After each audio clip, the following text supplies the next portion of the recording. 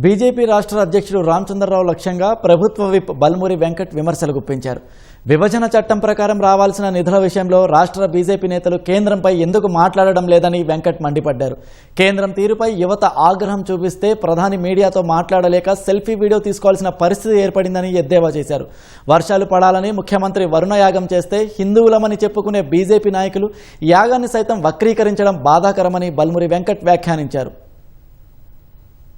తెలంగాణ రాష్ట్రంలో భారతీయ జనతా పార్టీ గెలుస్తుందని చెప్పి ఏదో చిట్చాట్ లో కొన్ని అంశాలైనా ప్రస్తావించడం జరిగింది. 12 ఏళ్లు మీరు కేంద్రంలో అధికారంలో ఉండి అనేకమైన హామీలు ఇచ్చారు. మొత్తం 12 సంవత్సరాలు కలిసి కూడా 2 కోట్ల ఉద్యోగాలు ఇవ్వలేము. కేంద్రంలో అధికారంలో ఉన్న భారతీయ జనతా పార్టీ తెలంగాణ రాష్ట్రంలో కాంగ్రెస్ పార్టీ హామీల గురించి మాట్లాడుతుంది. బీఆర్ఎస్ పార్టీ చేస్తున్న వ్యవహారాలకి సన్నాయి నొక్కులు నొక్కుతున్న బీజేపీ పార్టీ ఒక కారణం.